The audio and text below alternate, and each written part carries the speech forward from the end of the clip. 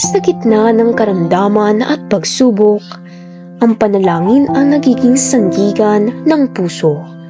Sa araw na ito, pakinggan natin ang isang makapangyarihang patotoo ng pananampalataya. Ang kwento ni Ginang Maried Torrio, anak ni Ginoong Edgardo Torrio, na dumanas ng matinding pagsubok matapos ma-stroke. Isang kwento ng pagtitiis, walang sawang pananalig, at pag-asa na panatibay ng taimtim na debosyon at pamamagitan ni Santo Padre Pio. Magandang umaga sa inyong lahat. Ako si Maried Torrio, anak ni Edgardo Torrio na siyang pinagaling ni Padre Pio nang dahil sa aking matinding pananalig sa kanya, taga San Miguel, Santo Tomas, Batangas. Noong college ako, 2013, almost every week nandito kami. And hanggang ngayon naman, every week nagsisimba pa din kami. Yung paniniwala ko kay Padre Pio, ang nagsilbing isang matatag na desisyon sa aking buhay, sa araw-araw na ginagawa ko na sa tuwing umaga, siya yung lagi kong nag-good morning ako, Padre Pio, nagpapasalamat sa lahat.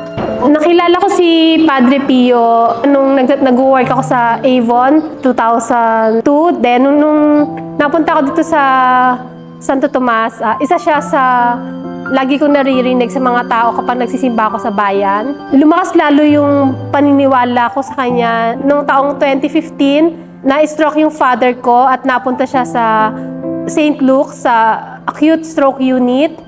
Na-stroke siya sa edad na 60 years old. Talagang grabe yung naging impact nung pagka-stroke niya. Parang gabi ng May 30, sinugod siya sa St. Luke's. Kumakain sila that time nung bigla na lang siyang bumagsak yata yung kutsara niya. Then, yun, abuti na lang malapit lang yung bahay nila sa Quezon City sa St. Luke's, kaya naidala siya agad doon. Automatic nung nalaman ko yun, ang una kong hinawakan ay ang imahe ni Padre Pio. Taimtim ako nanalangin na sana gabayan niya si Papa ko, pagalingin niya. Kasi sabi nung mga doktor, medyo critical yung naging status niya that time. During that time, lagi akong napunta sa St. Luke's. Then after ko magpunta ng St. Luke's, dumediretso ako dito sa dambana ni Padre Pio upang manalangin na sana magdire-diretso ang paggaling ng father ko. And sa awa at sa tulong ni Padre Pio, talaga namang nakarecover siya sa edad niya na 60 years old. Hindi ko din ine-expect na magiging mabilis yung paggaling niya, na nakalakad siya ng ayos. Naging diretso yung pagsasalita din niya kasi isa yan sa mga naging epekto ng pagka-stroke niya. Simula nung gumaling siya, mas lalo siyang napalapit din kay Padre Pio. Sa katunayan, tuwing kapistahan ni Padre Pio, isa kami sa mga nagiging hermana menor. Hanggang ngayon rin naman, isa kami sa nagdo-donate or nagpapamisa tuwing kapistahan ni Padre Pio. Siguro, kaya din dininig ni Padre Pio yung panalangin ko kasi naramdaman niya kung gaano ako naging tapat sa kanya. And sa lahat ng pagkakataon, laging siya talaga yung tinatawag ko sa anumang nangyayari sa buhay ko. Everyday din kasi, kahit hindi pa siya conscious, lagi ako nagchat-chat sa kanya kahit hindi niya mabasa na pagkagaling sa ospital, diretso ako dito kay Padre Pio, na lagi ko nga siyang pinapanalangin. Tapos nung nalaman niya, alam niya naman niya kung gaano ako kadiboto kay Padre Pio, mas lalo din talagang umigting yung pananampalataya niya. At sa tuwing may mga event dito kay Padre Pio, lagi niya sinasabi na wag ako mag-hesitate na tumulong or magbigay in a simple way na pasasalamat sa himalang nangyari sa kanyang buhay. Padre Pio, maraming salamat sa lahat talaga. Simula sa pagpapagaling sa father ko, pati sa buhay ko. Kasi sa lahat ng nangyari sa buhay ko, lagi po kayong nandyan.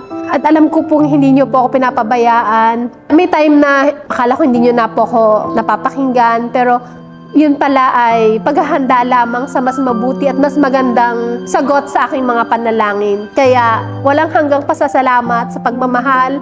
Alam ko pong kailanman hindi nyo po ako pinabayaan. pati po yung father ko at 10 ng aking pamilya. Sa mga deboto na katulad ko, lagi tayong magpapasalamat kay Padre Pio, hindi lamang sa tuwing may kailangan tayo, isa puso't isa isip natin ang ating pagiging deboto sa kanya, pagmamahal sa kanya, tsaka sa tuwing mananalangin tayo, taimtim, at talagang kinakausap natin si Padre Pio sa ating puso at alam ko hindi niya tayo kailanman pababayaan sa ating mga buhay.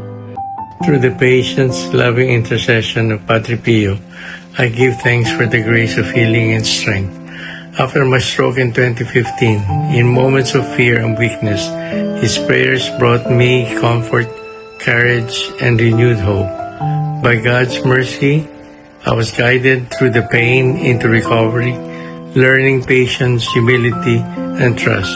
This healing stands as a testimony to my faith, perseverance, and the power of prayer, working through Padre Pio's intercession.